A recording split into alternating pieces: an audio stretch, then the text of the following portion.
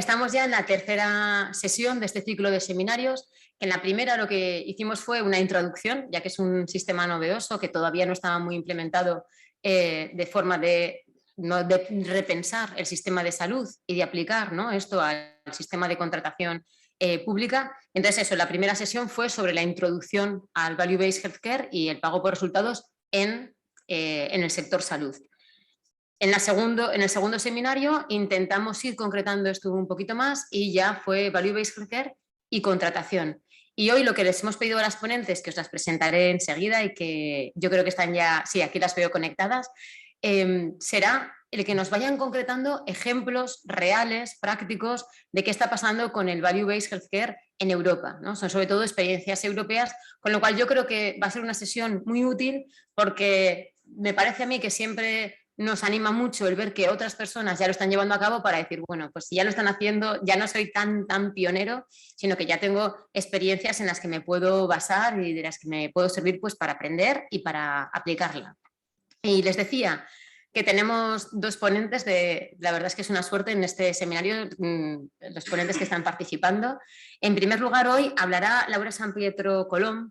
Ella es licenciada en Medicina y Cirugía por la Universidad Central de Barcelona y es especialista en Medicina Preventiva y Salud Pública. Y además también hizo un máster en Ciencias de la Salud Pública en Estados Unidos.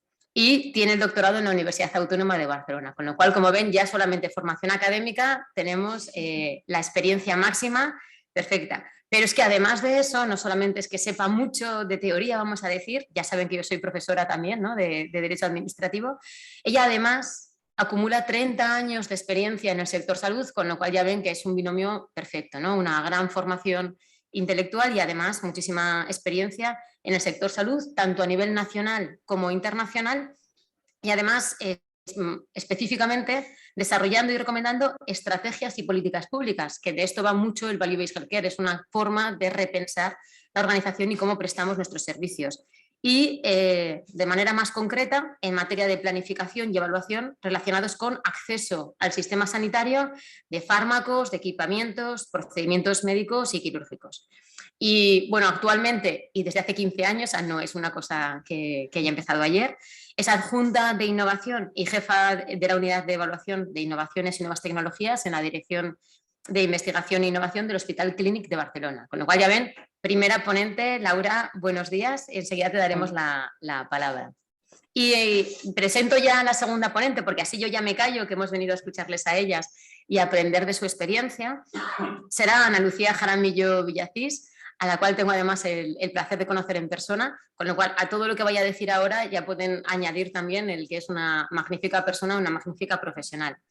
Ella es investigadora y consultora jurídica y trabaja en Corbes Procurement Services, que es una consultora en el ámbito de la compra pública de innovación que trabaja en todo el ámbito europeo, y ella trabaja allí desde el año 2013. Probablemente conocerán esta consultora porque es, iba a decir casi el alma mater, el que está detrás de EAFIP, que es esa asistencia que, como bien saben, prestan, ¿no?, en materia de compra pública de innovación y que tanto ayuda para implementar proyectos novedosos. Ella además también está haciendo el doctorado en la Universidad de Zaragoza en Ingeniería del Valor, o sea que precisamente esto es parte de su investigación doctoral, y es colaboradora del Observatorio de Contratación Pública aquí del Español.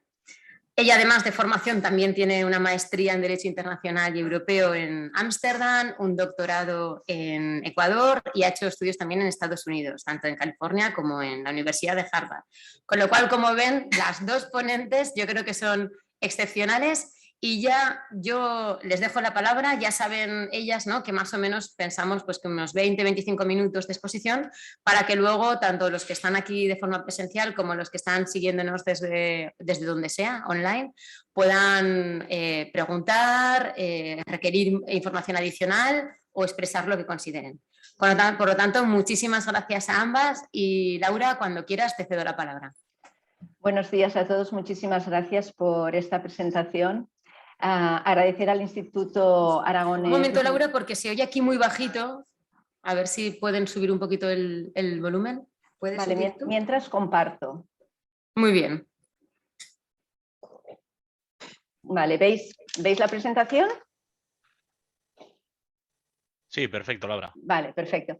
Bueno, pues decía que muchísimas gracias al Instituto Aragonés de Ciencias de la Salud por invitarme y darme la oportunidad de presentaros, bueno, hasta donde yo sé, de todo este movimiento del Value-Based Purchasing, ¿no? Se me ha pedido que explique un poco qué está pasando en Europa y que explique algunos casos prácticos. De hecho, en mi presentación, a ver un momentito, ¿vale? La he estructurado en 3 partes. Primero, 2 diapositivas para introducir el concepto, que ya sé que os han dado 2 sesiones. La segunda parte de la exposición hablaré de las iniciativas macro que yo pienso que son más importantes en Europa. Y al finalizar les voy a presentar 2 casos concretos, ¿no? Uno de Suiza y el otro de Dinamarca.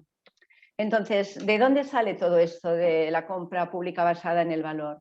Pues nos hemos de remontar al año 2014, cuando la Unión Europea sacó una directiva que fue una nueva manera, se promulgó una nueva manera de comprar productos, ¿no? Desde el punto de vista público. Entonces, ¿en qué consistía? Hasta ese momento, básicamente, la compra de productos, y hablo dentro de sanidad, y hablo en hospitales, ¿no? Lo que pesaba más era el precio de adquisición.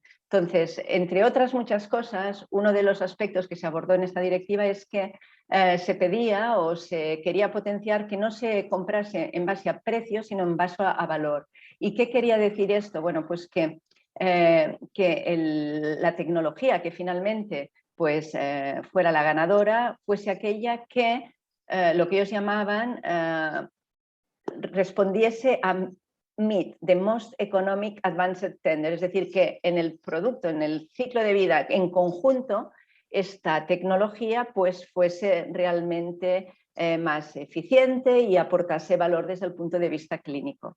En esta directiva, que os la he puesto aquí abajo, también se especificaba que para poder llevar a cabo este tipo de compra públicas basadas en el valor, pues se tenía que desarrollar una metodología específica para llevarla a cabo.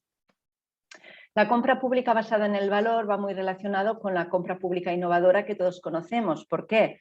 Porque la compra pública innovadora pretende, ¿no?, introducir innovaciones tecnológicas en el sistema sanitario de alto valor. O sea que una va ligada a la otra. Como sabéis, porque probablemente os lo han explicado en sesiones previas, la compra pública innovadora tiene 2 partes, ¿no? La precomercial, en el cual tú haces una asociación, ¿no? O sea, tú contratas a unas empresas para que desarrollen un producto en base a una necesidad que no está cubierta por el sistema, y luego está la compra pública de soluciones innovadoras, que es cuando este producto ya está en mercado o otro producto que esté en el mercado que dé respuesta a una necesidad, pues se compra. No se desarrolla, sino que compras ya la innovación para introducirla en el sistema. Bueno, esto muy resumido, estoy convencidísima que ya os lo han explicado bien.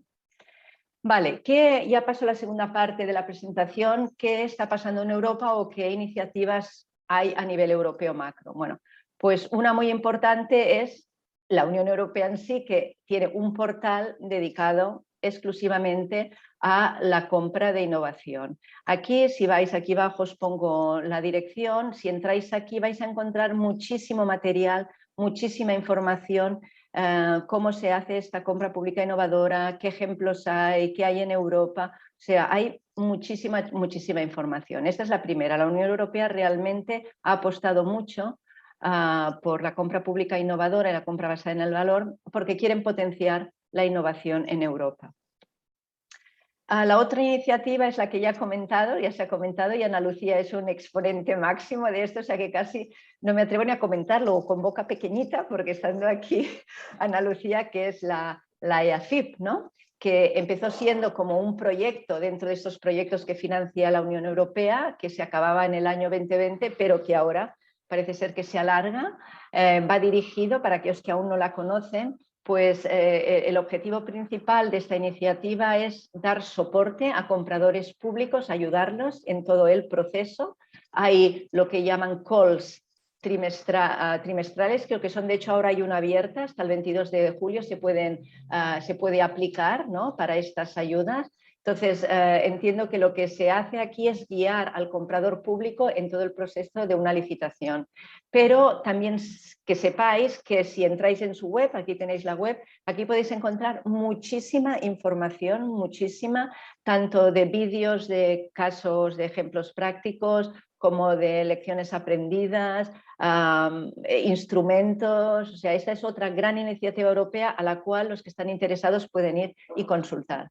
Creo, si no me equivoco, que Ana Lucía, luego, si quiere, podremos comentar en la parte de comentarios, ¿no? Que esta iniciativa va muy dirigida a tecnologías de la información y comunicación, aunque creo que también puede abrirse a otras, porque los procesos prácticamente son los mismos, ¿no? Lo que se diferencia es el tipo de tecnología. Otra de las iniciativas importantes que han habido en Europa es esta, que fue llevada a cabo por MedTech Europe. MedTech Europe es la fundación que engloba, es como un paraguas, que engloba a todas las industrias que generan productos, equipos, productos sanitarios y test diagnósticos, ¿no? Es Eucomed y ETMA, que se engloban en esta fundación que es MedTech. Entonces, MedTech, junto con Boston Consulting Group, desarrollaron una metodología para aplicar en esta compra basada en el valor. ¿Por qué? Porque, como os he comentado al principio, uno de los requerimientos de la directiva europea, que más tarde se ha traspuesto a todos los estados, decía que había que desarrollar una metodología y ellos la desarrollaron. Es la metodología MIT, o el marco, este framework, ¿no? El marco de la metodología MIT. Entonces, ¿en qué consiste? Pues consiste, como veis, esto es como una cebolla, ¿no? Porque tiene desde un corazón y varias capas, en los cuales se definen cuáles son las dimensiones que se habría de abordar o mirar cuando se analiza un producto, ¿no? Ellos pusieron el corazón central, lo más importante, que son los resultados que tú quieres obtener y los costes que vas a considerar los que quieres obtener. Una segunda capa que serían métricas o outcomes relacionados con los pacientes, con el profesional clínica, con el sistema sanitario y con el proveedor. Y la última capa, ¿vale? Que sería más relacionado, más global, con la sostenibilidad del sistema, con el impacto socioeconómico y con la innovación. Entonces, estas capas, cada una de estas capas que serían aquí, las layers, las capas, tienen como categorías y unos criterios a los cuales se buscan métricas, ¿no? Por ejemplo, en el tema de outcomes, que puede que sea lo más conocido por todos nosotros, ¿no? Los resultados clínicos, se habla del tipo de evidencia que tú estás buscando y aquí se habla de qué tipo de evidencia existe para los resultados que tú estás buscando, por ejemplo, pues complicaciones después de poner un marcapasos, pongamos por caso, ¿no? ¿Qué dice la evidencia y cuál es la calidad de la evidencia? Esto es lo que conocemos más. Pero este marco lo que tiene de interesante es que engloba o acoge aspectos puramente más relacionados con aspectos clínicos de costes, pero también con temas estratégicos para el hospital, o sea, criterios a considerar, ¿no? Que puedan ser estratégicos para el hospital y también para compras, aspectos más relacionados con compras. Como por ejemplo, bueno, pues si realmente, pues pongamos por caso, ¿no? Hay un lugar para almacenar los productos. Esto podría ser uno de las outputs que tú estás esperando que te ofrezca en una tender, que te ofrezca un proveedor de un producto, ¿no? Pues que te ofrezca instalarte un espacio concreto, ¿no? Para que tú puedas tener acceso a los materiales. Este marco, que también lo podéis encontrar, es público. He de decir que engloba muchos elementos de la evaluación de innovaciones tecnológicas, de la evaluación de tecnología médica, sobre todo cuando vas a mirar el valor en sí del equipo, del producto. Como sabéis, la evaluación de tecnologías sanitarias lo que mida siempre es el valor, o sea, el nuevo producto comparado con el que tengo, como cuánto mejor es, ¿no? O entre productos, ¿cuál es el que me va a dar más valor? Es decir, que este marco engloba aspectos muy relacionados con la evaluación de tecnologías y se añaden aspectos más relacionados con temas más pues de gestión del hospital y de compras. Deciros que este marco MIT no solo lo hizo MedTech y Bolton Consulting, sino que lo hizo a través de un grupo de trabajo en el cual estaba yo, ¿no? También con diferentes personas de diferentes perfiles. Hay otra iniciativa muy importante, macro, en Europa, que se llama Eurifi. Eurifi acabó en el año 2020. Esta fue una iniciativa también llevada a cabo por Medtech, en el cual quería poner en el mapa y dar mucho valor a todo lo que era la compra de innovación en Europa y compra basada en el valor. Esta iniciativa participaron muchos países, participaron desde organizaciones de compra. Aquí veis pues, que estamos España, estamos Italia, Francia, Reino Unido, Noruega, creo que esa es la de Noruega, Finlandia. No, no es Noruega, es Finlandia. Luego habían compañías privadas, habían bufetes de abogados, habían consultoras, pero también habían universidades, ¿no? Esta iniciativa iba dirigida principalmente a 3 áreas concretas.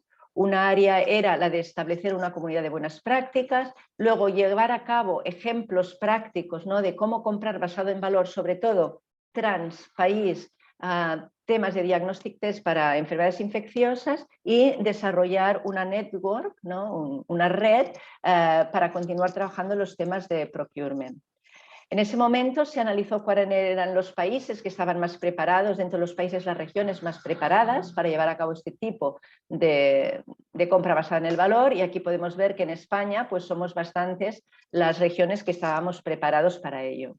Este es un mapa en el que se ven que esto de la compra pública basada en el valor no es ni una entelequia ni es una cosa aislada, como se decía al principio, sino que ya existen muchas experiencias, ¿no?, en los diferentes países que engloban a todo tipo de productos. Por ejemplo, desde comprar cirugía para las cataratas hasta un equipo de hemodiálisis o hasta lo que estamos haciendo nosotros aquí, ¿no?, la transaortic valve implantation, que son válvulas implantables a través de la femoral con catéteres, hasta compra de diapers para la incontinencia. Diapers son pañales para la incontinencia, o sea que realmente la compra basada en el valor la puedes aplicar a cualquier tipo de producto.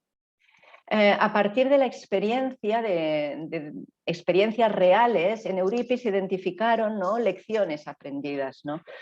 Hay lecciones tanto para las compañías como para los compradores. Entre las lecciones de las compañías, bueno, pues los beneficios, que realmente se valora su innovación, se hace publicidad de su innovación, les puede suponer un ingreso a largo plazo, porque algunos de estos contratos son a largo plazo. Se reduce muchísimo el desarrollo el ciclo de desarrollo de la tecnología, porque muchas veces te compras una tecnología, pero hay un codesarrollo adaptándose a las necesidades propias del comprador y se crea evidencia que es muy importante para mostrar el valor adicional. Pero hay muchos retos, no voy a leerlos todos porque tampoco hay tiempo, ¿no? Pero el principal reto es que las compañías hoy en día no están preparadas aún como para realmente responder a lo que es una compra pública basada en el valor. No están preparadas porque los equipos de ventas están aún con el paradigma antiguo, ¿no?, del precio del producto y no del valor del producto. No hay comunicación muchas veces entre las empresas dentro de los departamentos para obtener toda aquella información que necesita para licitar y demostrar que realmente su producto es de valor. Y muchas veces no se tiene la evidencia para demostrar que su producto tiene más valor que otro. Y esto realmente pues, es un reto. Para los compradores públicos también se ven que tiene muchos beneficios, ¿no?, porque estás comprando por resultados, los resultados que tú quieres, ¿no?, y que muchas veces esto lleva a reducción de costes totales, ¿no?, porque evitando, si tú quieres que, por ejemplo, se evitan complicaciones, ¿no?, con una determinada tecnología, bueno, pues estás reduciendo costes que vas a tener que poner. Y luego también uno de los beneficios que veremos ahora es que muchas veces entras a riesgo, ¿no? Dentro de los contratos públicos hay como una compartición de riesgo, ¿no? Pones unas condiciones para que realmente se obtengan estos resultados y si no, pues bueno, el proveedor te lo tiene que compensar de alguna manera. También en la parte pública de retos, que os voy a explicar, tampoco estamos preparados. Yo recuerdo que en nuestro hospital estamos haciendo, ¿no?, compra pública basada en el valor para unos productos concretos y tuvimos que trabajar mucho con los compañeros del departamento de compras porque no estaban preparados, ¿no? Pero no solo con los compañeros del departamento de compras, con los clínicos y las enfermeras que nos tenían que decir qué buscaban de una nueva tecnología, ¿no? Es todo un nuevo concepto en el hospital, una manera de cambiar cómo se compran los productos, ¿no? Bien, ya paso a los casos de Europa, que eso es lo que creo que será más interesante también para vosotros. Este es un ejemplo de Suiza en los cuales se utilizaron el marco MIT que os he comentado. Entonces, primero lo que se hace es, o los que ellos hicieron, es identificar cuáles eran los criterios o los outcomes o outputs, como les queráis llamar, que querían para diferentes áreas de dimensiones de este marco, ¿no? Por ejemplo, respecto a los resultados más clínicos, lo que querían era reducir un porcentaje de reintervenciones a un año, ¿no? Reducir el porcentaje de reintervenciones en X%, ¿no? También querían reducir totalmente el coste total de la atención y el coste de las reintervenciones. Esto en fibrilación auricular, perdona, que no lo he comentado.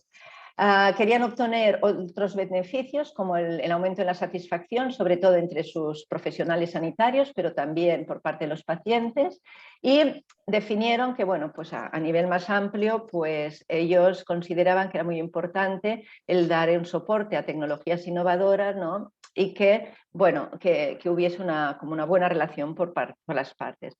¿Cuál es el valor que se creó en el hospital después de llevar a cabo pues esta iniciativa del Value-Based Processing? Bueno, pues realmente pudieron analizarlo de manera cuantitativa y cualitativa, ¿no? De manera cuantitativa vieron que se reducía muchísimo las reintervenciones, de un 30 a un 10% con la nueva tecnología, y que se reducía el coste total de las operaciones. En cuanto al impacto cualitativo, bueno, pues que en el caso de Suiza, como tiene un sistema sanitario un poco diferente al nuestro, ¿no? Pues pues para ellos supuso pues más prestigio, más reputación para el hospital, y entonces los médicos de la zona referían más este tipo de pacientes a este hospital porque, bueno, tenían mejores resultados a menos costes y, bueno, estaban ganando más prestigio. Incluso vieron que los pacientes estaban más satisfechos. Y también lo que consiguieron es un cambio cultural en lo que es el staff, ¿no? Sobre todo en el hecho de cambiar, ¿no?, esta visión de comprar el equipo a comprar un equipo con mucho valor y en que, bueno, se potenciase las relaciones con la industria de otra manera, no solo una manera de compra, sino vamos a trabajar conjuntamente para el paciente, que es lo que tú quieres, ¿no? Que los mejores resultados para el paciente, obviamente para el hospital, a un coste que sea bueno. Pero también para la empresa, que en este caso fue Janssen, que es una parte de Johnson & Johnson. No, perdón, Johnson & Johnson. Janssen es la de Pharma y Johnson & Johnson, que es la de equipos médicos. Pues para ellos también fue bueno. ¿Por qué? Bueno, pues que primero que a corto plazo pues aumentaban, ¿no?, lo que serían los ingresos al vender esta nueva tecnología, ¿no? Pero luego a medio plazo aumentaban también los ingresos porque como se operaban más pacientes de una manera más eficiente, pues entonces habrían más pacientes para ser operados. No habían tantas listas de espera y los pacientes, bueno, pues se operaban más porque se hacía de una manera más eficiente en menos tiempo, con menos costes, etcétera. Hubo también un impacto cualitativo para ellos, para la compañía, ¿no? Porque, bueno, realmente se entra en un modelo de partenariado a largo plazo, ¿no?, con un hospital. Los datos que se generan van mostrando el valor que tiene su tecnología, con lo cual luego para vender a otros hospitales también es bueno. Y también hubo un cambio cultural a nivel de los trabajadores dentro de Johnson & Johnson, ¿no?, que empezaron a entender qué es esto de la compra basada en el valor. Como ves, este tipo de proyectos va bien para las dos partes. Y este es otro caso que igual aquí me siento mucho más identificada porque es muy parecido al proyecto que estamos llevando a cabo en el Hospital Clínico. Además, Dinamarca tiene un sistema sanitario parecido al nuestro. Este hospital trabajó con el tema de los implantes de rodilla, ¿no?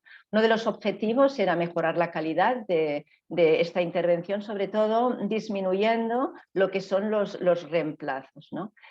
Ellos lo que hicieron fue lo que hemos hecho nosotros, ¿no? Antes de identificar qué outcomes, se hizo una consulta al mercado muy amplia, hablando con los diferentes proveedores, ¿no?, de las prótesis para entender muy bien qué ofrecían, qué beneficios adicionales o qué valor le daban a su producto. Eso es muy importante porque el fabricante es el que más sabe de su producto, entonces te puede realmente te puede dar información respecto a lo que es más importante valorar. Otra cosa es lo que los clínicos piensan, que también, pero cuando haces el cross entre los clínicos y el fabricante, pues te das cuenta que a veces hay aspectos que unos u otros no tienen en cuenta de entrada, pero cuando se comentan, se valoran y se introducen dentro de los parámetros a valorar o evaluar en esta compra basada en el valor. ¿Qué más?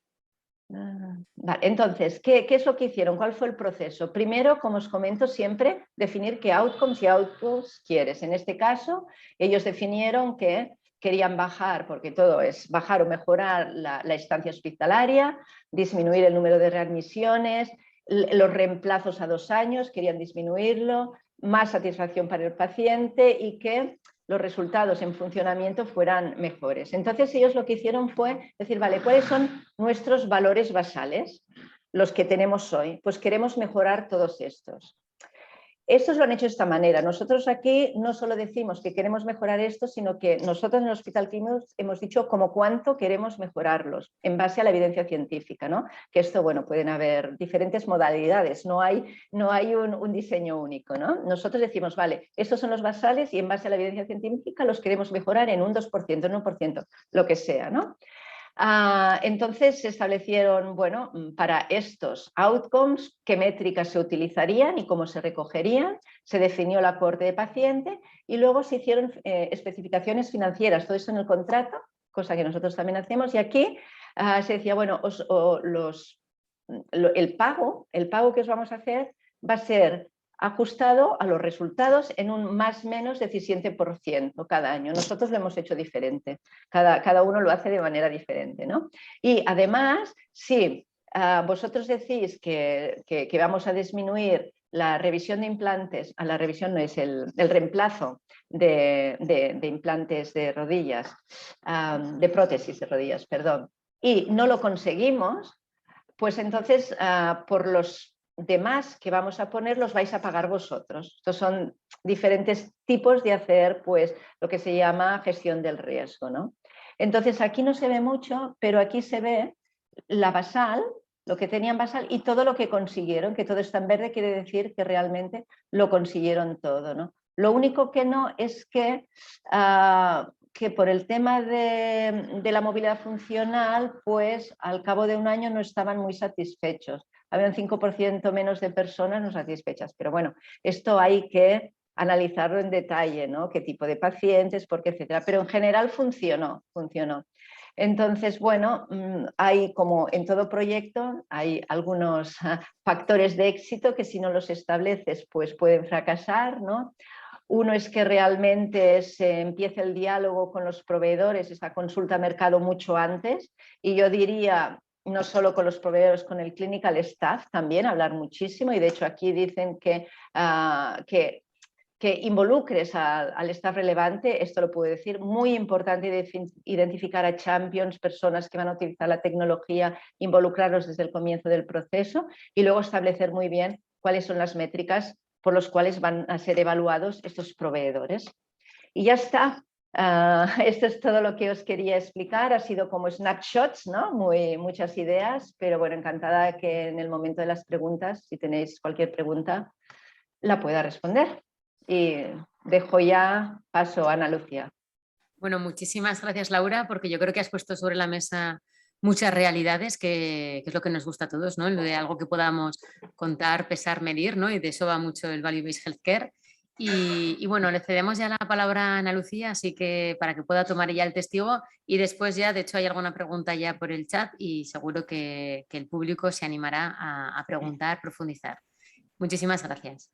Perfecto, gracias Carmen. Voy ahora entonces con mi presentación. Quiero confirmar que ustedes pueden verla y me pueden escuchar también. Así es, Ana Lucía, sí. Ok, perfecto. Bueno, yo también voy a dar un poco de snapshots, como Laura excelentemente lo ha hecho, acerca de Value Based Healthcare y el uso de las técnicas e instrumentos de la compra pública de innovación. Y en el contenido de hoy voy a proporcionar algunos fundamentos de Value-Based Healthcare, herramientas para los contratos públicos y el concepto de la ingeniería de valor y la ingeniería inversa. Yo voy a ir entrelazando estos conceptos y proporcionando ejemplos y también algunas anécdotas para entender un poco lo que implica la aproximación al valor, cómo calculamos, cómo entendemos el valor en el marco del sistema de salud. Entonces vamos a los fundamentos, ¿no? ¿Qué significa Value-Based Healthcare? Esto es básicamente la atención médica basada en el valor para reestructurar los sistemas de atención médica con el objetivo de dar valor a los pacientes, ¿no? De tal manera, el valor se define como resultados de salud por unidades de costo. Este concepto fue presentado en el 2006 por Michael Porter y Elizabeth Olmsted. El Value-Based Healthcare busca medir el valor. Entonces, en esta definición de resultados de la atención brindada en relación con los costos, también es importante que sea transparente la forma en que esto se realiza y cómo se mide. En este modelo, en la prestación de servicios se paga en función de los resultados. Ahí se me fue la diapositiva. Vuelve. Ahí. Disculpas con eso. Y estamos aquí. Ay, un poco, se adelanta un poco a darles más información. La tecnología es la gana de saber. Ay, lo siento mucho. Pero bueno, entonces se paga en función de los resultados de salud. Se busca también mirar al sistema de salud desde la prevención también y desde la reducción de los efectos de la incidencia de enfermedades crónicas para vivir una vida más saludable. Mire los resultados como muy bien Laura nos indicaba. Y ahora, vamos a ver en este contexto qué herramientas podemos utilizar desde el punto de vista de la compra pública de innovación.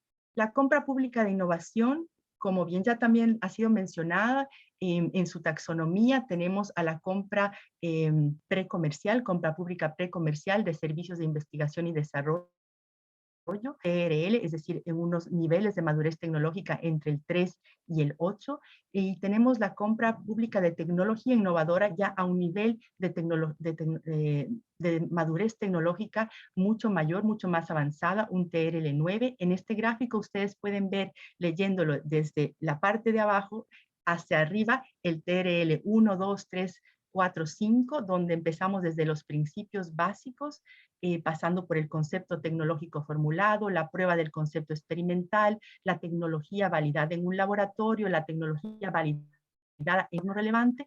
El TRL6 ya tenemos tecnología demostrada en el entorno relevante. En el TRL7 la demostración del prototipo en un entorno operacional. En el TRL8 el sistema completo cualificado. Y el TRL9 ya el sistema ha sido aprobado y prácticamente vamos a la comercialización de estos productos o de servicios. En este sentido, en TRL9, cuando hacemos una búsqueda del estado de la técnica, vemos que ya existen productos, servicios, estándares, patentes, y cuando estamos a TRL más bajos, vamos a encontrar publicaciones. En el ciclo de innovación, entonces tenemos la idea del producto, luego el diseño de la solución, el prototipo y los primeros productos de prueba. Esto coincide con las categorías de investigación básica, investigación industrial aplicada y desarrollo experimental.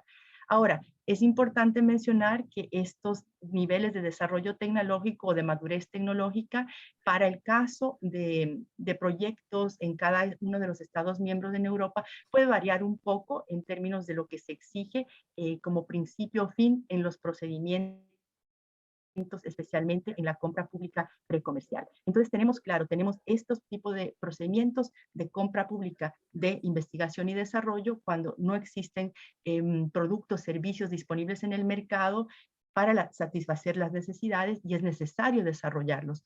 La compra pública de tecnología innovadora cuando tenemos productos casi más cerca a la conversión, quizá necesitan ser testeados, pero ya tenemos un nivel de desarrollo tecnológico más avanzado.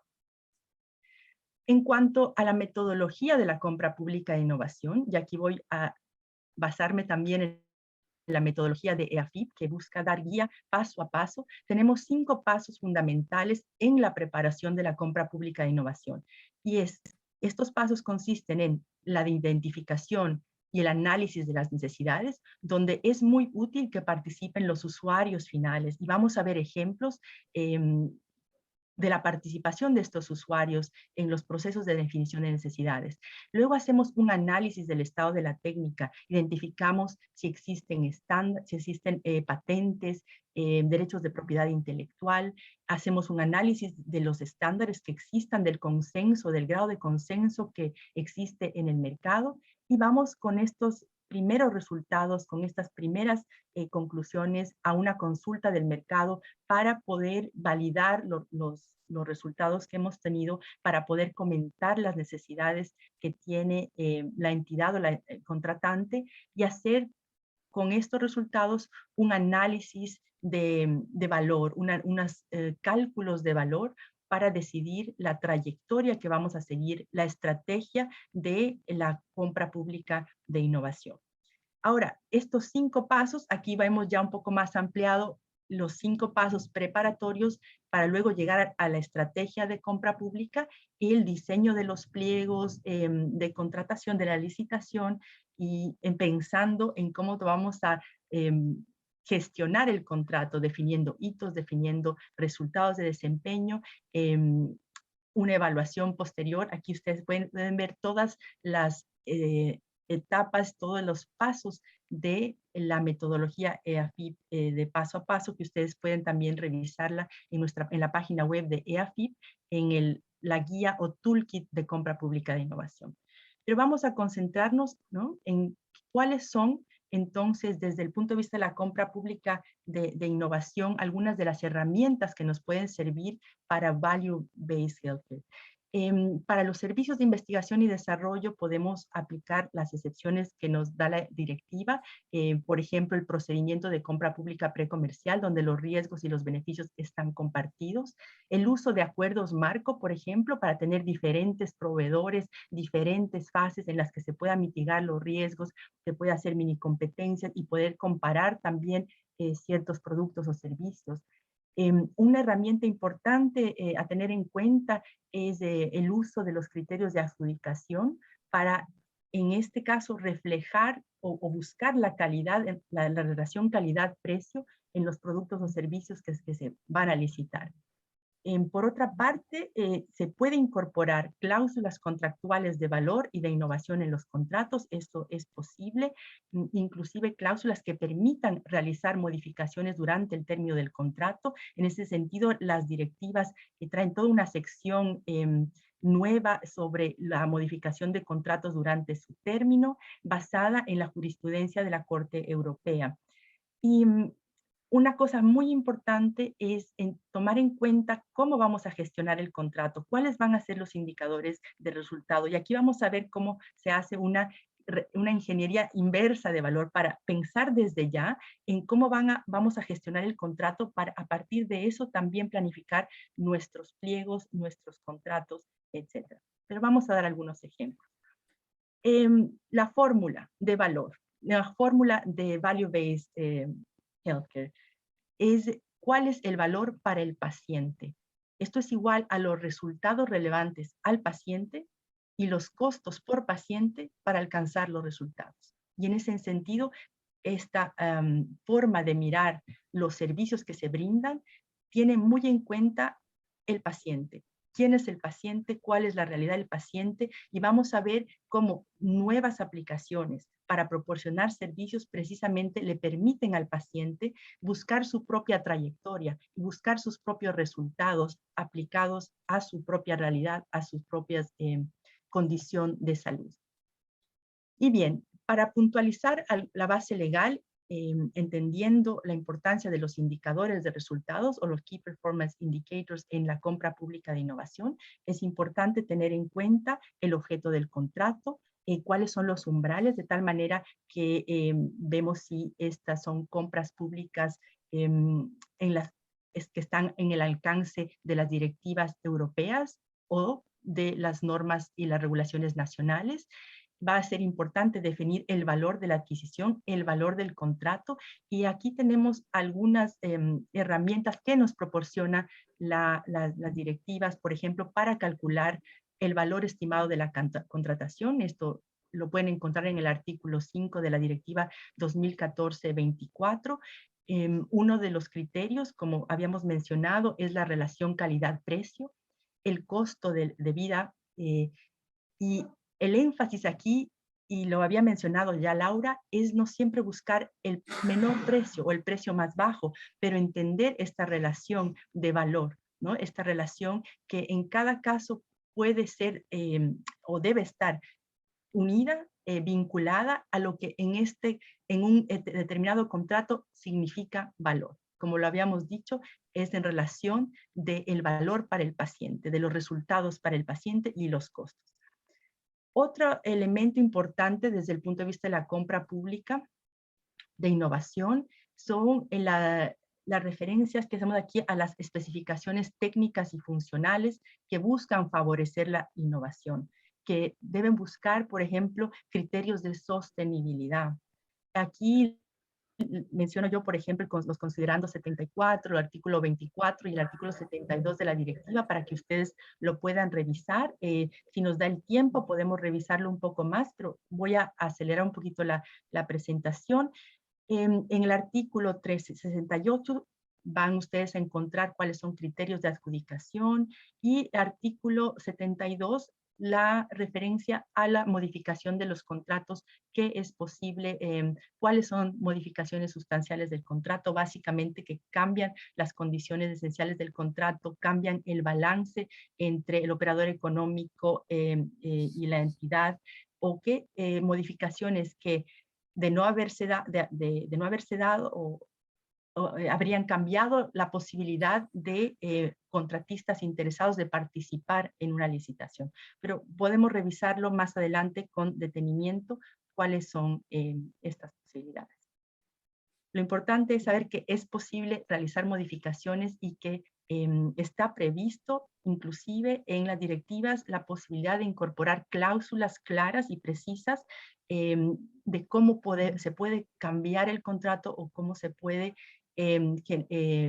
establecer algunas obligaciones para los contratistas, como sería, por ejemplo, el caso de una cláusula de ingeniería de valor.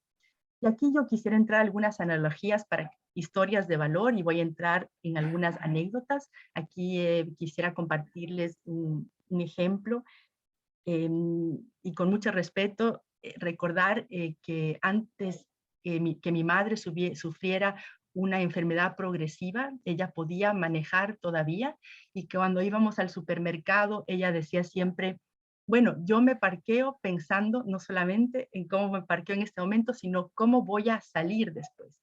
Es decir, para facilitarme la salida del supermercado, del parqueadero del supermercado. Y esto va a tener relación cuando ustedes vean en la ingeniería inversa de valor, en la preparación de la licitación de un contrato, en el sentido de que tenemos que pensar en cómo vamos a gestionar el contrato, cómo lo vamos a administrar, los hitos, cuando estemos preparando la licitación. De tal manera que esos criterios de selección, de adjudicación, criterios de cumplimiento, van a estar ya visualizados en términos de los resultados que queremos obtener. Y en el caso, por ejemplo, este es otro sistema de salud, pero en este caso que yo me permito compartir como anécdota, en este ejemplo de mi madre, que no era un paciente convencional, porque ella se lee todas las posologías de las medicinas, y algunas medicinas, aunque son recetadas, no las quiere tomar porque tiene un poco de miedo de que le afecten en su organismo. Y finalmente muy difícil encontrar un médico después de varias operaciones para que luego realmente pudiera sanarse, y en este sistema tuvimos que buscar un médico que viajara de otro país para una cuarta intervención. Pero para ella esto era el valor, realmente saber que podía confiar en un médico y que un médico específicamente podría valorar el cuadro completo de su medicina. Eso para ella era el valor en su atención médica. Otro ejemplo que también anecdótico, en este caso en el sistema holandés, nuestro médico está a una cuadra de donde yo vivo, Y en alguna ocasión reciente hemos tenido un problema de gran importancia, y entonces lo que uno hace aquí es llamar inmediatamente a la emergencia del médico general, y el médico general está en menos de 5 minutos, viene en su bicicleta a casa, y a través de las herramientas digitales donde se encuentra el expediente del paciente, realiza inmediatamente una solicitud, por ejemplo, para que se haga un scan del cerebro y podamos ir inmediatamente al hospital para que se haga digamos, este estudio y entender más fácilmente qué es lo que le está sucediendo al paciente. Pero en estos casos lo que yo quiero traer a su consideración es la importancia de entender la necesidad de cada paciente y de lo que significa valor para cada uno de ellos, lo que significa un tratamiento rápido, lo que significa un tratamiento que pueda tener resultados efectivos para cada persona. Y bueno, con estas anécdotas vemos que el valor puede adoptar varias formas, ¿no? Hay un valor de uso, valor de cambio, valor de estima, el precio del mercado. El valor de algo no es lo que es, sino lo que hace, y en este sentido la ingeniería de valor se trata de entregar más de las cosas correctas con menos recursos, y si el costo agregado no mejora la calidad o la capacidad de realizar las funciones necesarias, entonces el valor disminuye, de tal manera que vamos a entender lo que significa valor, y para eso en cada caso de compra pública es importante tener un business case donde esto está definido para la aplicación. ¿Cuáles son algunos de los costos innecesarios cuando estamos pensando en la definición de especificaciones, cuando estamos pensando en la compra pública? Por ejemplo, costo por atributos innecesarios, es decir, no se examinan los atributos que no causan una función útil. Hay un costo también innecesario por especificaciones innecesarias, es decir, no se examina las especificaciones debido a materiales o componentes que son innecesariamente caros. Ahora, una forma también de empezar a hacer una ingeniería de valor es mirar dónde son los costos más altos y cómo tenemos alternativas diferentes a estos costos. Para eso nos es útil el análisis de necesidades, la consulta del mercado. Otro costo innecesario, pues el costo por capacidad de construcción deficiente, es decir, falta de consideración de las implicaciones de la construcción durante el diseño. El costo por ciclo de vida, no considerar los costos operativos futuros. Hay que pensar también en el mediano, en el largo plazo. Algo que puede ser más barato hoy, quizás es más caro si se lo ve ya en un espacio de tiempo más amplio. Y el costo de oportunidad, no considerar el costo de perder algunos ingresos potenciales.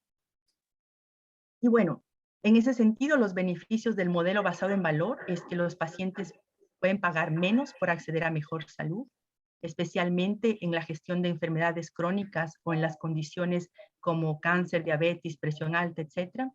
También los proveedores se ven incentivados a lograr más eficiencia y mayor satisfacción de los pacientes, porque podrían requerir mayor tiempo en nuevas prácticas basadas en la prevención para tener más tiempo en la gestión de enfermedades crónicas.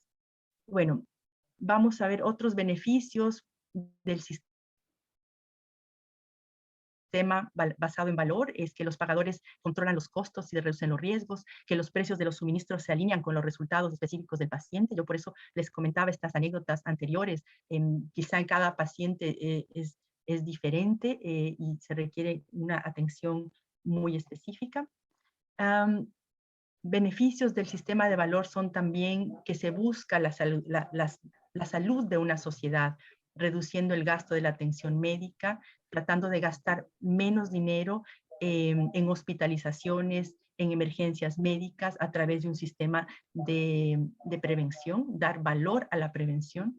Y sí es importante mencionar que pasar de un sistema de tarifa por servicio a uno de tarifa por valor lleva tiempo, y la transición no es sencilla, y debe haber una comunicación entre los proveedores, quienes prestan los servicios.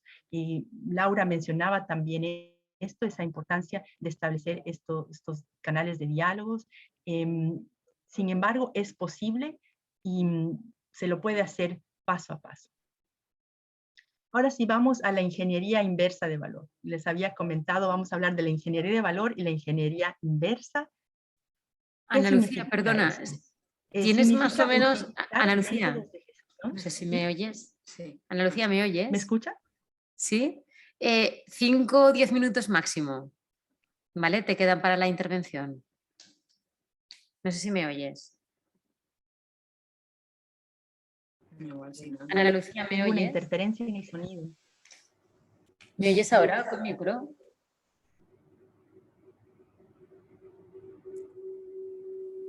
No sé si puedo continuar porque no escucho lo que me están indicando. 5 o Tal 10 vez en el chat. minutos. 5 minutos. Eso es. Bueno, muy 10. rápidamente continúo, ¿no? La ingeniería de valor implica el uso de métodos de gestión para preparar la contratación, preparar la licitación, en la identificación de necesidades y en la definición de la estrategia y la gestión ya del contrato. Y es posible incorporar estas cláusulas de valor en la contratación y darles publicidad desde el inicio, ya en la consulta del mercado, en la publicación que se haga de la licitación. Y la ingeniería inversa significa regular el contrato en base al resultado deseado en una perspectiva funcional. Entonces pensemos inversamente cómo quiero gestionar el contrato sobre resultados que he definido, cómo he definido el valor, cómo van a ser mis criterios de selección y adjudicación en función de esto, cuáles condiciones especiales debo requerir yo en la licitación y qué cláusulas puedo incorporar para que puedan ser aplicadas durante el término del contrato, ya sea para hacer una propuesta de cambio de ingeniería de valor en el contrato. Y aquí tengo un ejemplo, voy a ir, es muy rápido, es desde ingeniería de valor en un contrato de servicios médicos de personal. Básicamente, antes de la ingeniería se estaba contabilizando a todo un grupo de personas por chequeos médicos con un valor, pero en realidad después de la ingeniería, después del análisis, no todos requerían el mismo tipo de chequeo médico, entonces era posible variar, hacer una propuesta alternativa de manera que los costos se reduzcan en 10%, dándole un incentivo al contratista para realizar menos trabajo y en este sentido también tener una compensación del 50% de los ahorros obtenidos. Entonces el precio antes de la ingeniería total se reduce en prácticamente, si ustedes ven aquí, en 1.080.000. Vamos a ver. Aquí tengo algunos conceptos, y ustedes tal vez no voy a entrar en todos ellos, pero en los contratos de servicio, en realidad es más difícil trabajar con ingeniería de valor, no es imposible, y hay algunas medidas que se pueden tomar. Y entre ellas, por ejemplo, se puede prever mecanismos de pago alternativos, establecer un presupuesto separado para pagar al contratista su parte de los ahorros a medida que se gasta el número negociado de meses persona. El contrato se puede reestructurar para cambiar los entregables y efectivamente se puede acordar algunas opciones de pago para que el contratista y el gobierno puedan acordar una participación relativa en los ahorros de los contratos futuros. Esto debe valorarse en cada caso, en las circunstancias individuales. Pero bueno, vamos a pasar un poco esto. Aquí voy a entrar a algunos ejemplos. Este es un ejemplo de programas de valor del sistema de Centers for Medicare en Estados Unidos. Ellos tienen varios programas ya desde algún tiempo y lo que buscan es mejorar atención a las personas, mejorar en la salud de las poblaciones, tener costos más bajos, y hay 5 programas que están dirigidos a temas o áreas específicas, por ejemplo, enfermedades renales en etapa terminal, las compras hospitalarias, las readmisiones hospitalarias, las condiciones adquiridas en el hospital. Y vamos específicamente a entrar, aquí tenemos un diagrama de todos los programas que ellos tienen, pero básicamente en el programa de compras hospitalarias, lo que se hace es dar algunos incentivos por la atención de calidad que se ha dado en el entorno hospitalario, y el programa se ajusta, digamos, los pagos a los hospitales se ajustan en función de este sistema de pago retrospectivo, en función de esta calidad que proporciona. ¿Cuáles son, por ejemplo, las cuestiones, las actividades o acciones que se pueden dar para mejorar la calidad de atención? Reducir los eventos adversos, adoptar los estándares y protocolos de atención basados en la evidencia, en la métrica, en los resultados, cambiar los procesos hospitalarios para crear mejores experiencias del paciente, es decir, este análisis también de la innovación tiene que ver también con nuevos procesos. Algo importante, aumentar la transparencia y la atención para los consumidores y reconocer a los hospitales que brindan mayor atención a menor costo. Esto definitivamente requiere continuas mediciones para que se puedan mejorar los resultados clínicos y los reembolsos relativos a la atención médica. Vamos a la experiencia en los Países Bajos. En los Países Bajos, en el 2007, bueno, aquí tenemos una línea del tiempo de algunas acciones específicas que han tenido lugar, pero específicamente en el 2017, quienes tomadores de decisiones clave, en conjunto con el profesor Porter, construyeron una agenda de valor para los Países Bajos. Y en esta agenda de valor se definieron 12 acciones para ayudar a crear el clima adecuado para permitir estas iniciativas de valor. ¿Cuáles fueron estas acciones específicamente? Aquí tengo yo el listado de las acciones que luego fueron medidas para el 2019-2020. Entre ellas están tener liderazgo y una cultura enfocada en el valor, y a la medición de los indicadores de estas acciones es posible identificar que ha habido progreso. Aquí tiene también el porcentaje de los progresos en cada una de estas acciones, encontrando, por ejemplo, un incremento en la adopción de pensar desde la demanda y desde la perspectiva del paciente, en formas de medir universalmente, de tal manera que se expande esta implementación basada en los resultados, lo que los pacientes escogen, es decir, un importante enfoque en la decisión que hacen los pacientes en sus consultas, esta visión integrada de la atención, de tal manera de construir redes que proporcionan esta atención al paciente, los pagos, el sistema de pagos con un énfasis en los resultados, y finalmente atención compleja, enfocándose en prevención y también en la complejidad o en el riesgo que tiene un determinado perfil. Entonces, estas fueron las acciones, y aquí quiero compartir algunos ejemplos de experiencias muy concretas. Por ejemplo, Villans, que es una agencia del Ministerio de Salud que trabaja específicamente con personas de edad avanzada, hizo un proceso muy interesante de investigación y desarrollo para identificar con los pacientes e incluso con sus familias, con sus enfermeras, cuáles eran las necesidades y cuáles eran los métodos de atención que debían utilizar. Y esto fue un proceso de innovación que involucró a 400 hogares de ancianos en aproximadamente 2.350 ubicaciones en todos los Países Bajos. ¿Qué es importante aquí? El enfoque de valor. ¿Qué tiene valor para los pacientes y qué métodos son más efectivos en este caso?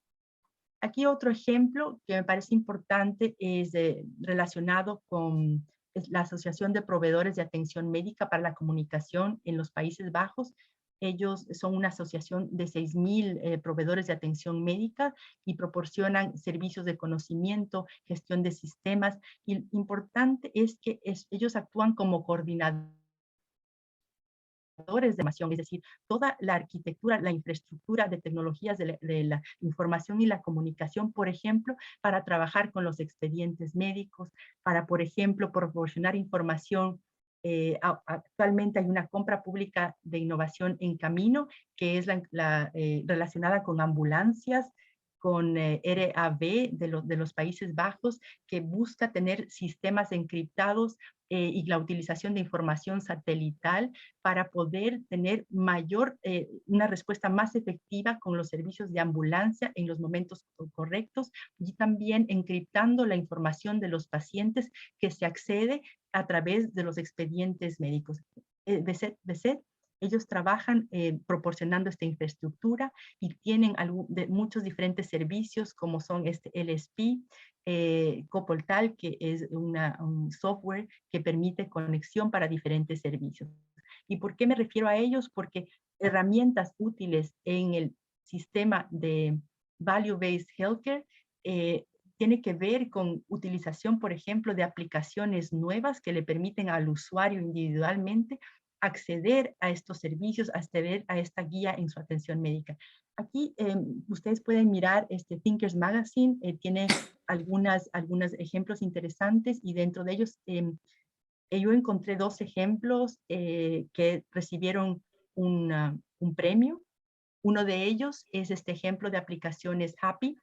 Esta es una aplicación que permite una guía, ¿no?, para enfermedades de los pacientes, que ha sido desarrollada tanto por médicos, y aquí la importancia de tener esta interacción con los médicos, con los usuarios. Esta herramienta fue desarrollada con médicos y pacientes y permite, por ejemplo, en este caso yo he utilizado el ejemplo iHappy Skin, que es una opción para guardar una foto de la piel afectada con un texto de la aplicación, y a partir de un diagnóstico se puede uno mismo diseñar digamos, su trayectoria para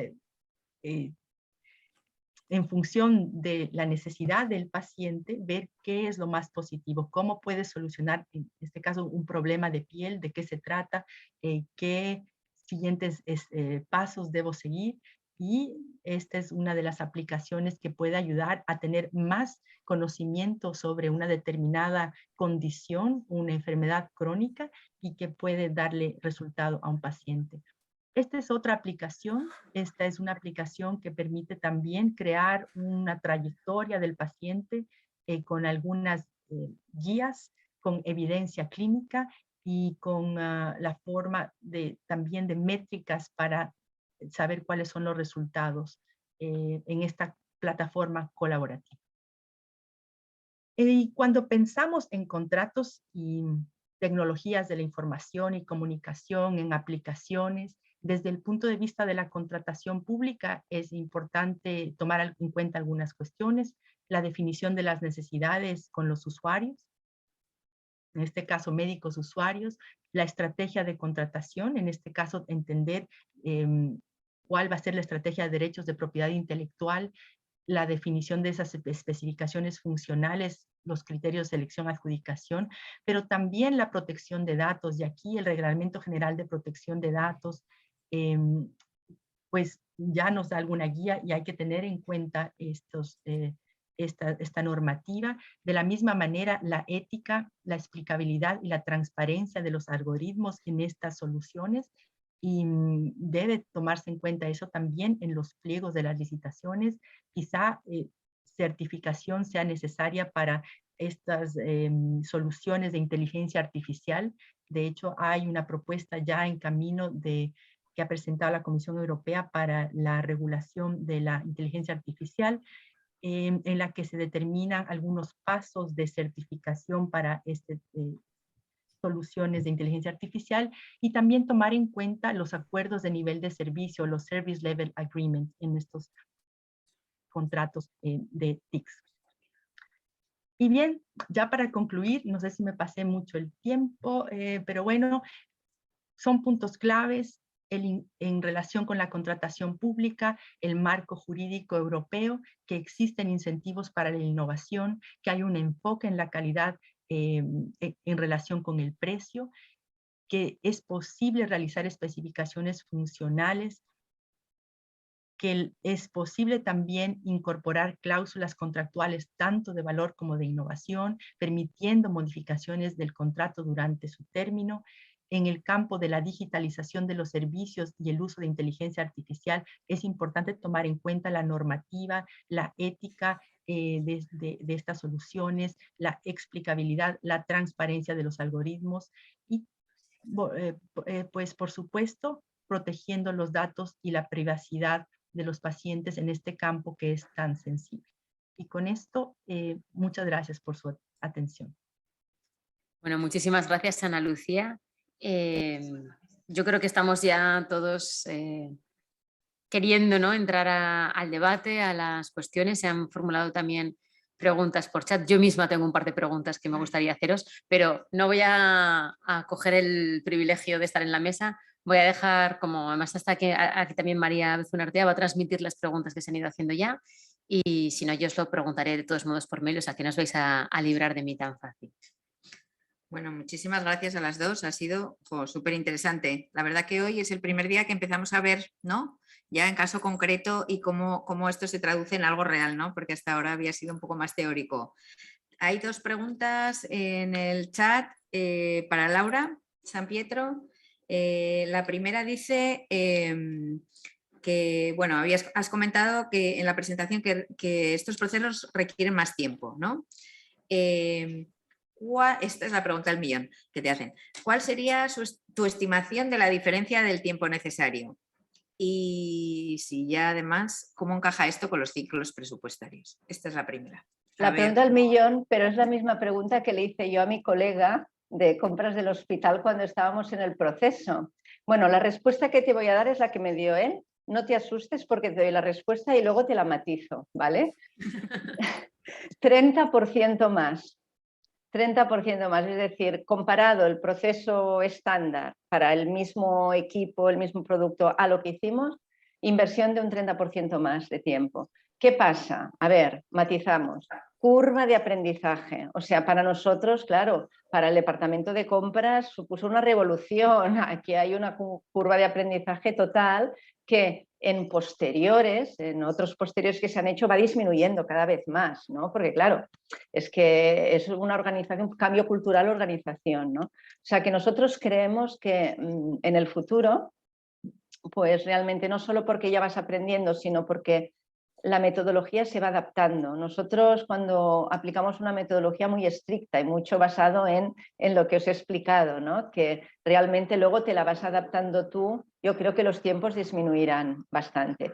El segundo aspecto que quería comentar, que desde mi punto de vista, y este es un tema que, bueno, hay que discutir, ¿no? La compra basada en el valor, sería ideal poderlo hacer para comprar todos los productos, ¿no?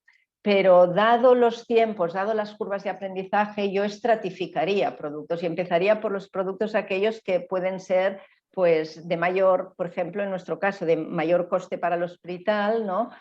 Que no quiere decir que sea caro, a lo mejor por intensidad de uso es mucho, ¿no? O sea, empezar por lo que realmente supone mucho tiempo para el hospital, por lo que decías tú, ¿no? Por lo que decías tú de los tiempos de compra. Claro, es que en nuestro hospital, que supongo como el tuyo, hacemos compras de 600 productos al año. O sea, ¿cómo vas a hacer esto para tantos productos, ¿no? Entonces, bueno, hay que seleccionar de entrada, en este momento que estamos aprendiendo, pues cómo hacerlo, ¿no? Y el tema de cómo lo ubicamos nosotros en el tiempo, claro, ahora en la compra pública basada en el valor estamos debajo de un marco, al menos aquí en Cataluña, como lo estamos haciendo, que es un marco, si me permites, experimental, en el sentido que estamos bajo un programa que ha hecho el pagador, el CatSalut, ¿no? Entonces no estamos tan sujetos a que tenemos que comprar, pues, en tiempo, sino que es más flexible. Bueno, esa es mi explicación. Yo no soy experta en la compra, ¿eh? Mis colegas del departamento de compras te podrían responder mucho mejor, pero eso es lo que me han comentado ellos. Bueno, 30% cuando lo has dicho no me ha parecido tanto, fíjate.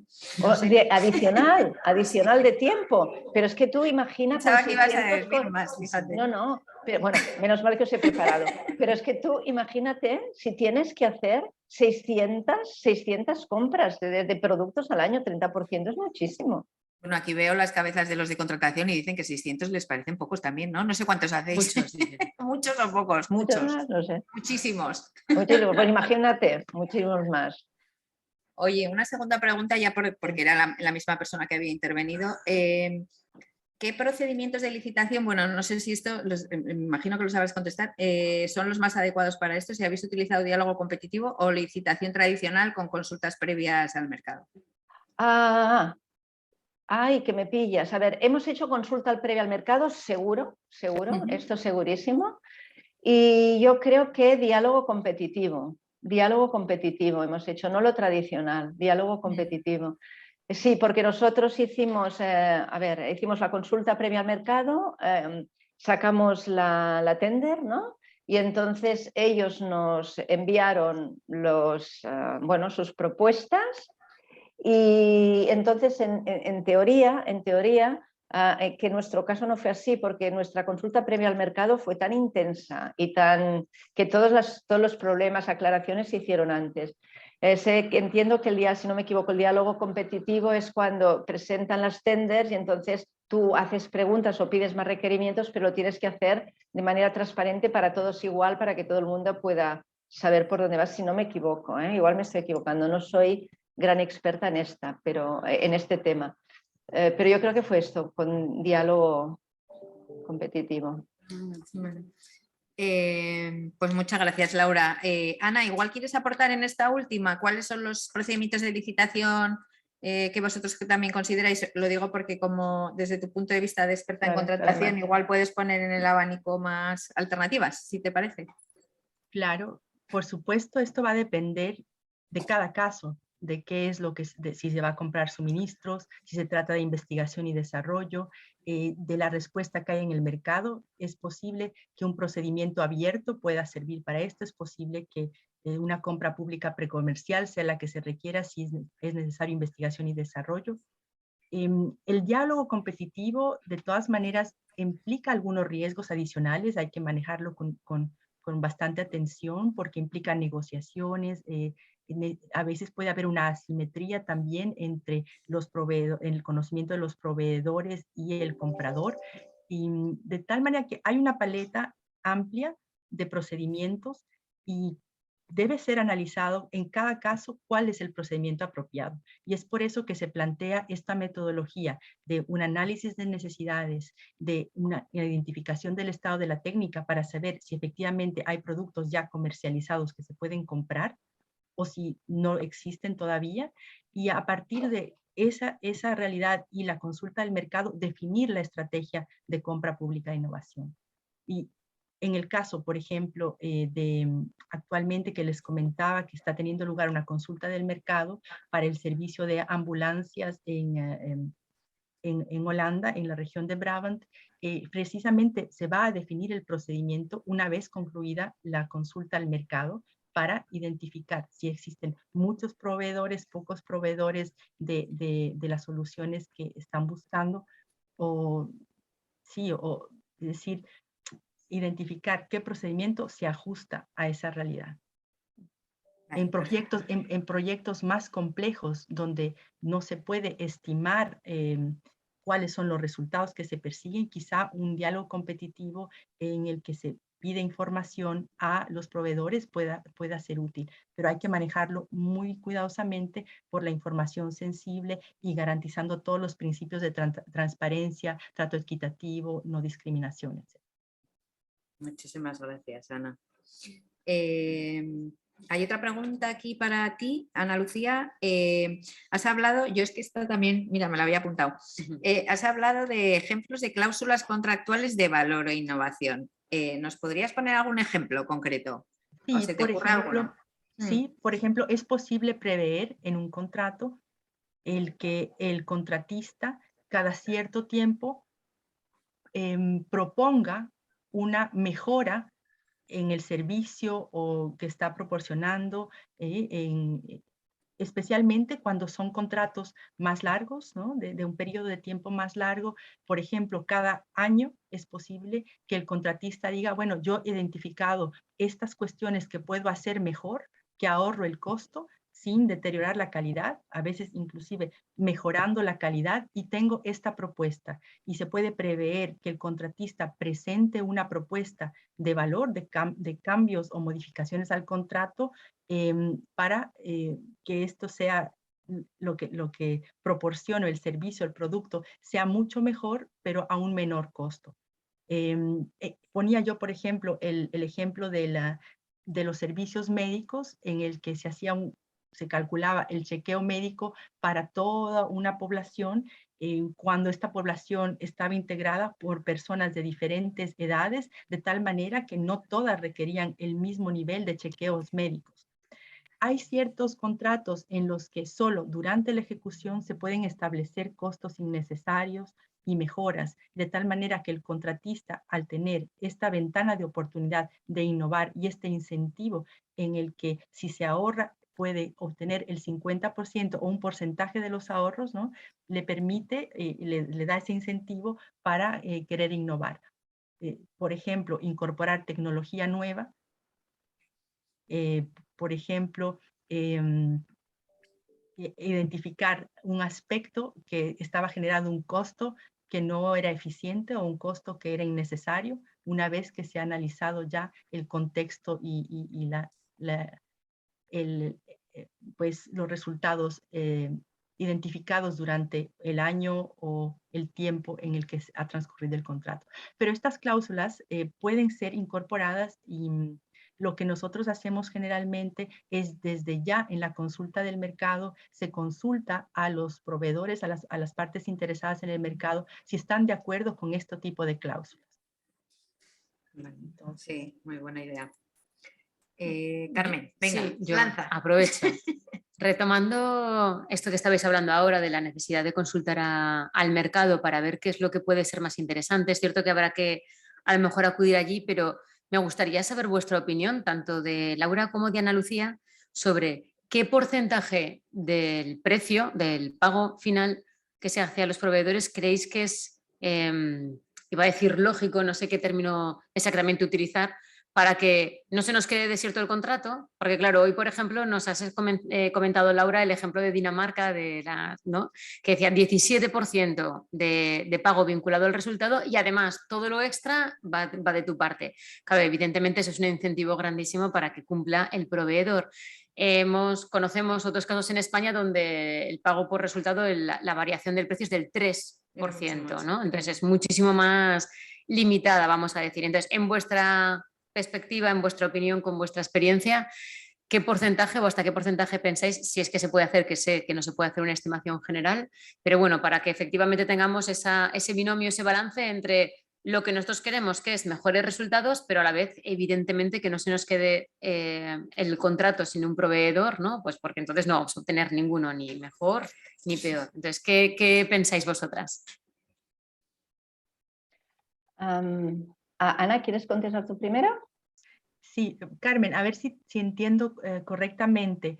¿Qué porcentaje, a qué te refieres con el porcentaje de los costos? Claro, estamos hablando muchas veces que como vinculamos el pago que vamos a hacer al proveedor al resultado que ha obtenido, decimos, bueno, tú vas a obtener seguro de precio X, pero luego va a haber algo que va a tener una variable en función de efectivamente que yo te haya establecido una serie de indicadores medidos, ¿no? Que realmente puedan ser relevantes, interesantes, que estén basados en la realidad, pero que va a variar. Va a haber un porcentaje que es efectivamente eso, variable, y atendiendo al resultado final que tú has obtenido, vas a cobrar más o vas a cobrar menos, ¿no? Entonces, mi pregunta sería esa un poco, el decir, bueno, si efectivamente vamos a tener un porcentaje que va a cambiar, ¿hasta dónde podemos, ¿no? O sea, por intentar centrar el tiro. Bueno, si quieres contesto yo, Ana, que esto lo hemos trabajado aquí. A ver, la verdad es que va a depender muchísimo caso por caso y producto por producto. En nuestro caso, con un producto muy concreto, hemos puesto un porcentaje variable ligado a resultados. Tenemos los KPIs, ¿no? Definidos y tal, del 5%, ¿vale? 5%. Y luego depende, si alcanzas el 98% de este 5%, si alcanzas el 100%, de este 5% te pago el 5%. Si alcanzas el 80%, de este 5% te pago el 2,5%. Y vamos haciendo así, ¿no? Y luego también lo que hay es la compartición de riesgos, que esto va aparte del pago, ¿eh? Va aparte del global de KPIs, ¿no? de los indicadores clave, ¿no? Entonces, la compartición por riesgos sí, que esto fue una negociación muy específica con respecto al producto. Este producto, la evidencia científica dice que no hace más de, o sea, no se van a poner más de un 3% de marcapasos porque tu válvula es buenísima, ¿no? Bueno, pues que sea así, porque si no es así, si ponemos más, tú pagas, ¿no? O sea que esto se ha de negociar. Pero en nuestro caso no fue un 17%, tampoco, un 5% y luego, pues, modulado. Modular no es un sí o no, es depende. Hasta 5% depende de hasta dónde llegues en los resultados.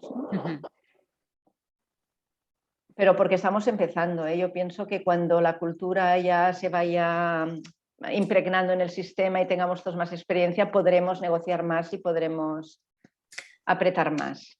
Laura, y en ese sentido, ¿qué pasa con los sistemas de información? ¿No? Porque es el miedo que nos da a todos, ¿no? ¿Cómo medimos esa mejora de resultados? ¿No? Lo mide el proveedor, lo medimos nosotros, nosotros no podemos.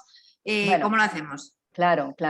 Digo que no. Es lo más difícil de todos porque nuestros hospitales no están preparados, ya te lo digo yo, no están preparados. Entonces, antes de hacer cualquier contrato tienes que mirar muy mucho tu sistema de información y ver qué indicadores vas a poder recoger que están relacionados, ¿no? O sea, qué indicadores. Y en algún caso los vas a tener que recoger de manera prospectiva creando tu base de datos, ¿vale? O sea, que en algún caso ha de haber colaboración extra, ¿no? Por parte del servicio clínico en este caso, ¿no? Que diga, vale, pues vamos a recoger estos datos y lo vamos a ir cuantificando.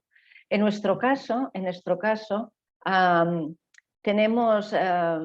compramos a uno de los proveedores, les dimos un dinero extra para que ellos recogieran los datos bajo nuestra supervisión, pero el análisis de esos datos lo hacemos nosotros. ¿Vale? O sea que es un poquito, no es que no nos fiamos, es que queremos analizarlo. Pero es lo más difícil y yo lo que recomiendo es esto. A ver, una cosa son los indicadores ideales que nos encantaría, vamos a los posibles relacionados con lo que queremos obtener. Y si hay alguno muy, muy importante que digas, es que este es el key, ¿no? Es el key, pues hay que recogerlos de manera prospectiva, habrá que recogerlos, ¿no? Pero es una lección que tenemos por aprender en todos los hospitales, me imagino, porque, no sé, en mi hospital, por ejemplo, yo tengo muchísima suerte de que todo el tema de consumo, ¿no? de recursos, ingresos, todo eso está muy, muy bien recogido. Otra cosa es los clínicos, la parte más clínica de los outcomes más clínicos, que esos los tenemos que ir recogiendo, pero tenemos la suerte que los clínicos ya los recogen ellos para sus estudios y sus cosas, entonces los podemos obtener de allí. Es un trabajo en equipo, de diferentes, no es solo de los de compras, no, es compras con clínicos, con departamentos de innovación o evaluación, lo que exista, ¿no? Para poder recoger datos y trabajo en equipo. Y además aquí, Laura, vinculando con protección de datos, confidencialidad, porque muchas veces los datos que se necesitan para las mediciones son también datos protegidos. Y tanto, ¿no? Esto súper confidencialidad, a firmas con los proveedores, vamos, todo está firmado, pasado por los abogados, o sea, está todo muy protegido. Ana Lucía, yo me he quedado con las ganas, esto que has dicho de estos acuerdos aparte para que los ahorros puedan revertir, ¿esto cómo se hace? Porque nosotros aquí lo de los ahorros que luego se puedan emplear para incentivar a lo largo del contrato, a mí me parece ciencia ficción ahora mismo. Entonces, ¿cómo se hace? Bueno, evidentemente dependerá de cada institución, de su normativa, pero en la experiencia es posible tener una cuenta de ahorros que que resultan de aquellos ahorros por la mejora en los contratos, ¿no? Hablaba yo del value engineering y de cómo si tienes una propuesta de mejoras para cambiar la forma en que se están proporcionando los servicios y esto resulta en ahorros, puede ser que ese ahorro se comparta directamente o que tengas una cuenta solamente de ahorros para poder financiar ciertos servicios o financiar más investigación y desarrollo o financiar más compra de otros productos. Esto es, otra vez, caso por caso, identificando cómo va a ser posible, también tomando en cuenta tu sistema de presupuesto, pero la forma es que tú puedas manejar los recursos de esos ahorros de forma eficiente. No es tan sencillo, evidentemente, y va a depender, como te digo, de la estructura presupuestaria que tú tengas, de la política de la institución. Lo que sí es posible es definir, ok, voy a manejar estos ahorros en una cuenta específicamente solo como resultado de mejoras y de tal porcentaje vamos a proporcionárselo al proveedor del servicio con un específico objetivo o simplemente como resultado de la mejora obtenida. Entonces, es un análisis caso por caso, María. Lo que es evidente es que puedes tener cuentas separadas para poder tener tus ahorros mucho más, de una forma más transparente, identificables que provienen de tales contratos y tener tu contabilidad para poder incentivar a los contratistas que están garantizándote estas mejoras. Y también hay que tener en cuenta que el sistema holandés es muy distinto al español, ¿no? El sistema presupuestario, y pueden adquirir, tener una libertad que no tenemos aquí nosotros. No, más me refería al contrato, ¿no? Que lo pongas en el contrato como eso, como estas mejoras que propones, ¿no? Si consigues esta mejora y esa mejora consigue un porcentaje de ahorro, que eso pudiera revertir al proveedor en una parte, ¿no? Sí, esa es la idea, que un 50% sea para la entidad contratante y el 50% para el proveedor, o otro porcentaje. Ya. Pero la idea es poder incentivar al contratista a realizar una mejora que manteniendo la calidad reduzca los costos. Eso es. Bueno. No sé cuál de las dos, pero yo creo que son ya las 2 de la tarde. Creo que ha sido una sesión muy productiva, muy interesante, que efectivamente, como ha dicho María, estamos aterrizando. Es muy importante tener los conceptos previos antes de empezar a aterrizar, pero también hay que aterrizar. Y bueno, yo creo que nos queda solamente remitiros a la siguiente sesión, que será el mes que viene, como ya sabéis, 16 de junio específicamente, y lo que vamos a trabajar son ejemplos en España, con lo cual yo creo que además nos todavía más cerca y bueno, si la de hoy ha sido muy interesante, la de mañana, la del mes que viene también lo será. Bueno, no sé, todo el mundo se dedica aquí a la contratación, yo soy eminentemente clínico, jefe de servicio del sector 1. Espera, que te dejan el micrófono, que si no, no sé si te van a oír allí los asistentes. Sí. Hola, buenas tardes. Bueno, yo soy eminentemente clínico, soy radiólogo, jefe de servicio del sector 1, y tal vez ahora la compra más importante que hemos tenido es el INVEAD, que los conoceréis, el nivel 1, nivel 2, nivel 3, de equipamiento de resonancia magnéticas y de TAC de alta tecnología, que ha sido con fondos de la Unión Europea. Y bueno, nosotros, solo matizar dos cosas, vienen niveles distintos según los hospitales. A nosotros nos toca un nivel 2 con un precio ya licitado y con, digamos, una estructura básica. Nosotros ahí, en teoría, poca participación podíamos tener, pero la realidad es que desde el sistema sí que hemos tenido participación, hemos tenido acceso a los proveedores, a hablar con ellos, y nosotros, con nuestra gestión, con nuestra labor de gestión, hablando con los distintos proveedores, hemos logrado pasar de un nivel 2 a un nivel 3, que supone un ahorro de casi 400.000 euros.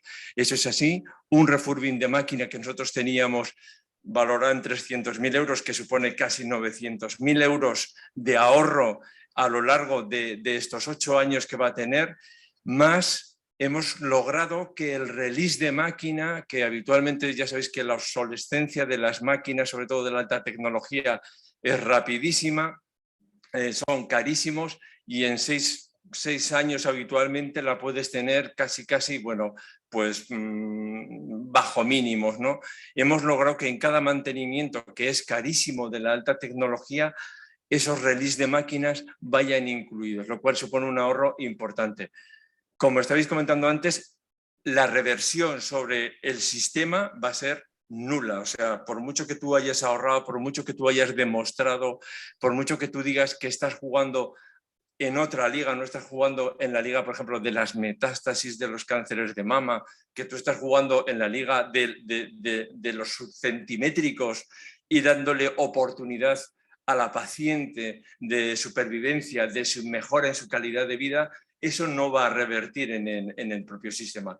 Pero vamos, la conclusión que yo quería sacar, me parece, ha estado muy bien las charlas, pero sobre todo que a la hora de la contratación, a la hora de comprar, se cuente con el clínico correspondiente, de las necesidades que él tiene y que muchas veces el ajuste con el proveedor, que nosotros estamos cercanos a ellos, va a provenir desde el clínico. O sea que muchas veces yo creo que el compromiso con el sector público, que cuesta muchísimo, yo creo que los profesionales estamos ahí y que estamos comprometidos con el ahorro, con la eficiencia, con la eficacia del sistema. Nosotros tenemos que tener una sinergia con el que contrata, con el que compra y con el clínico. O sea, y el clínico yo creo que es un ejemplo, ¿no? Por ejemplo, con Donoso, en el clínico yo conozco bastante bien la experiencia de allí y bueno, yo creo que da grandes resultados. Por lo demás, enhorabuena por las charlas, ¿eh? Muchas gracias. Muy bien.